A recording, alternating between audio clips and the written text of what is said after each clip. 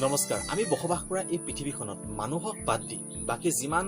ডাঙৰ সৰু জীৱ জন্তু চৰাই কীট পতংগ ইত্যাদি আছে তাৰে ভিতৰত এবিধ হৈ গ'ল পৰুৱা আৰু এই পৰুৱা আপোনালোকৰ ঘৰত নিশ্চয় এদিন হলেও দেখা পাইছে আৰু আপোনাৰ ঘৰৰ মজিয়াত বা আমাৰ সকলোৰে ঘৰৰ মজিয়াত কেতিয়াবা যদি কেনেবাকৈ কিবা খাদ্যৰ টুকুৰা পৰি যায় তেন্তে তৎক্ষণাৎ কিছু সময়ৰ পিছতে পৰুৱা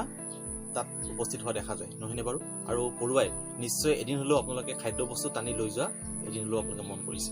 পৰুৱাক আমি সহজ ভাষাত ক'বলৈ গ'লে এবিধ সামাজিক প্ৰাণী হিচাপে গণ্য কৰিব পাৰোঁ কিয়নো পৰুৱাই সদায় গ্ৰুপত থাকে মানে একগোট হৈ থাকে আৰু ইজনে সিজনক সহায় কৰি তেওঁলোকৰ মানে যিটো দৈনন্দিন জীৱন তেওঁলোকে আগুৱাই লৈ যায় গতিকে এই পৰুৱাৰ পৰা শিকিবলগীয়া আমি বহুখিনি আছে বহুত ইন্টাৰেষ্টিং ফেক্ট আছে পৰুৱাৰ লগত জড়িত সকলোখিনি আজিৰ এই ভিডিঅ'টোত আমি জানো আহক আমাৰ দৈনন্দিন জীৱনত আমাৰ ঘৰৰ ভিতৰে বাহিৰে আমি যিমান পৰুৱা দেখা পাওঁ সেই পৰুৱাসমূহে কৰা কৰ্মৰ ভিত্তিত তেওঁলোকক প্ৰধানকৈ তিনিটা ভাগত ভাগ কৰিব পাৰি আৰু প্ৰথমটো হৈ গ'ল ৱৰ্কাৰ এণ্টছ এই ৱৰ্কাৰ এণ্টছখিনিৰ প্ৰধান দায়িত্ব হৈ গ'ল যদি খাদ্যবস্তু তেওঁলোকে ক'ৰবাত পায় তেন্তে সেই খাদ্যবস্তুখিনি সেই স্থানৰ পৰা যিটো ফুটাত বসবাস কৰে সেই ফুটাটোলৈকে বা সেই কলনীটোলৈকে খাদ্যবস্তুখিনি কঢ়িয়াই দিয়াই এই ৱৰ্কাৰ এণ্টছখিনিৰ প্ৰধান কৰ্তব্য তাৰ পিছত দ্বিতীয়বিধ হৈ গ'ল যে স্কাউট এণ্টছ এই স্কাউট এণ্টছখিনিয়ে কি কৰে যে খাদ্যবস্তু তেওঁলোকে মানে বিচাৰি যায় খাদ্যবস্তু বিচৰাই হৈছে এই স্কাউট এণ্টছখিনিৰ প্ৰধান দায়িত্ব তাৰ পিছত আহি গ'ল কুইন এণ্টছ বা হানি এণ্টছ বা এই বিভাগটোৱে কি কৰে এই বিভাগটোৰ প্ৰধান দায়িত্ব হৈ গ'ল যে এই ৱৰ্কাৰ এণ্টছ আৰু স্কাউট এণ্টছখিনিক মানে নীতি নিৰ্দেশনা দিয়া বা আদেশ কৰা যে এইটো কৰা সেইটো কৰা চাওকচোন কি সুন্দৰভাৱে তেওঁলোকে পৰুৱাখিনিয়ে তেওঁলোকৰ মাজত কি সুন্দৰ কৰ্মৰ বিভাজন কৰি লৈছে আৰু খুব সুচাৰুৰূপে এই কৰ্মখিনি কিন্তু পৰুৱাসমূহে সম্পাদন কৰে যিহেতু স্কাউট এণ্টছখিনিয়ে খাদ্যবস্তু বিচাৰি যায় গতিকে তেওঁলোকে খাদ্যবস্তু বিচাৰি যাওঁতে প্ৰধানকৈ তিনিটা টেকনলজিৰ মাধ্যমেৰে তেওঁলোকে খাদ্যবস্তু বিচাৰে গতিকে আমি যদি ভাবো যে আমি অকল মানৱ জাতিয়েহে কিবা টেকনলজি ব্যৱহাৰ কৰিব পাৰোঁ তেনে নহয় সাধাৰণ এটা পৰুৱাইও কিন্তু এই টেকনলজি ব্যৱহাৰ কৰিহে তেওঁলোকে তেওঁলোকৰ কৰ্মসমূহ সম্পাদন কৰে এতিয়া জানক এই টেকনলজি তিনিটা কেনে ধৰণৰ বা এই টেকনলজি তিনিওটা এটা সাধাৰণ পৰুৱাই কেনেকৈ তেওঁলোকৰ কৰ্মৰ আজিৰ ক্ষেত্ৰত ব্যৱহাৰ কৰে আহক ভিডিঅ'টোলৈ আমি আগবাঢ়ি যাওঁ ইয়াৰে প্ৰথমটো টেকনলজি হৈ গ'ল টু ৰিমেম্বাৰ ষ্টেপছ এণ্ড টাৰ্ণ দ্বিতীয়টো হৈ গ'ল চেণ্ট স্প্ৰেডিং আৰু তৃতীয়টো হৈ গ'ল ইউজ ছানলাইট ফৰ অৰিয়েণ্টেশ্যন আপুনি যদি পৰুৱা এটা হাতৰ আঙুলি এইখিনিত লৈ পেলাই যদি ওচৰৰ পৰা ভালকৈ চায় তেন্তে দেখা পাব যে পৰুৱাটোৰ মাথাত দুডাল এণ্টেনা থাকে আৰু এই এণ্টেনা দুডাল খুব চেঞ্চিটিভ হয় আৰু এই এণ্টেনা দুডালে প্ৰায় পৰুৱাটোৰ পৰা 3 মিটাৰ দূৰত্বলৈকে কাম কৰে মানে 3 মিটাৰ ব্যাসাৰ্ধৰ ভিতৰত যদি কেনেবাকৈ যদি ক'ৰবাত খাদ্যবস্তু পৰি থাকে তেন্তে তাৰ গোন্ধ পৰুৱাটোৱে পাই যায় মানে এণ্টেনা দুডালে কাম কৰে আৰু পৰুৱাটোৱে সেই খাদ্যৰ টুকুৰাটোলৈকে আগবাঢ়ি যায় কোনো এটা পৰুৱাই যেতিয়া বহুত দূৰলৈকে খাদ্যবস্তু বিচাৰি যাবলগীয়া হয় নিজৰ বাহৰ পৰা তেতিয়া তেওঁলোকে কি কৰে যে ঘূৰি অহা ৰাস্তাটো যাতে পাহৰি নাযায় পুনৰ যাতে বাহটোলৈকে ঘূৰি আহিব পাৰে তাৰ বাবে কি কৰে যেতিয়াই পৰুৱাটো সোঁফালে ঘূৰে বা বাওঁফালে ঘূৰে বা যিটো ষ্টাইলত তেওঁলোকে ভৰিৰ খোজবিলাক দি যায় সেইটো মানে কি কৰে সেই পৰুৱাটোৱে মেমৰাইজ কৰি ৰাখিবলৈ চেষ্টা কৰে আৰু পিছত খাদ্যবস্তু লৈ যোনফালে যেনেকৈ ঘূৰিছিলে সেইখিনি মনত পেলাই পেলাই পৰুৱাটোৱে পুনৰ নিজৰ গাঁতত বা নিজৰ যিটো কলনী তাত আহি উপস্থিত হ'বহি পাৰে প্ৰথম টেকনলজি পৰুৱাই এইটো ব্যৱহাৰ কৰে পৰুৱাই ব্যৱহাৰ কৰা দ্বিতীয়বিধ টেকনলজি হৈ গ'ল খাদ্যবস্তু বিচৰাৰ ক্ষেত্ৰত যে চেণ্ট স্প্ৰেডিং মানে পৰুৱাটোৱে যেতিয়াই খাদ্যবস্তু বিচাৰি বাহৰ পৰা ওলাই বা বহুত দূৰলৈকে খাদ্যবস্তু বিচাৰি যাবলগীয়া হয় তেতিয়া সেই পৰুৱাকেইটাই কি কৰে যে পৰুৱাকেইটাই নিজৰ বাহৰ পৰা ওলোৱাৰ পিছৰে পৰা তেওঁলোকৰ পেটত থকা এবিধ ৰাসায়নিক পদাৰ্থ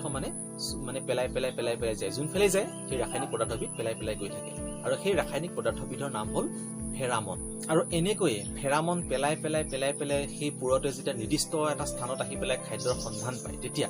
পৰুৱাটোৱে সেই খাদ্য টুকুৰাটোৰ পৰা সৰু এটুকুৰা চেম্পল মুখতে লৈ এই পেলাই অহা ফেৰামনখিনিৰ গোন্ধ লৈ পুনৰ সজালৈ বা সেই বাঁহটোলৈ বা সেই গাঁতটোলৈ মানে মুখতে সেই খাদ্যৰ চেম্পল টুকুৰা লৈ আৰু তেওঁলোকে উভতি যাওঁতেও পুনৰ ফেৰামন পেলাই থৈ যায় যাতে পুনৰ সেই একে ৰাস্তাৰে আহি যাতে সেই খাদ্য টুকুৰা যাতে তেওঁলোকে পায়হি আৰু এনেকৈ গৈ যেতিয়া গাঁতত সোমাই সেই খাদ্যৰ চেম্পল টুকুৰা লৈ আৰু সেই খাদ্যৰ চেম্পল টুকুৰা তেতিয়া এই কুইন এণ্টছে কি কৰে পৰ্যবেক্ষণ কৰে যে খোৱাৰ উপযোগী হয় নে নহয় কিমান সোৱাদযুক্ত লগতে সহায় কৰে যিখিনি ৱৰ্কাৰ এণ্টছ তেওঁলোকে সহায় কৰে যে খাবলৈ কিমান টেষ্টি বা সেই খোৱাৰ উপযোগী হয় নে নহয় সেইখিনি গুণাগুণ পৰীক্ষা কৰাৰ পিছত চেম্পল টুকুৰা পৰীক্ষা কৰাৰ পিছত এই কুইন এন্সে ৱৰ্কাৰ এন্সখিনিক অৰ্ডাৰ দিয়ে যে তোমালোকে গৈ অতি শীঘ্ৰেই সেই খাদ্য টুকুৰা গাঁতলৈকে লৈ আহা। আৰু এই কুইন এন্সৰ নিৰ্দেশ মানিয়েই ৱৰ্কাৰ এন্সখিনিয়ে সেই পুনৰ পেলাই অহা ফেৰামনখিনিৰ গোন্ধ লৈ লৈ লৈ লৈ পুনৰ সেই খাদ্য টুকুৰাৰ ওচৰ পাই গৈ আৰু খাদ্য টুকুৰা যিমানেই ডাঙৰ নহওক তেওঁলোকে একদম দাঙি লৈ পুনৰ গাঁতত, লাগিলে গাঁতৰ ফুটাটো সৰুৱে হওক লাগিলে, গাঁতত ভৰাই লৈ আৰু তেওঁলোকে খাই থাকে।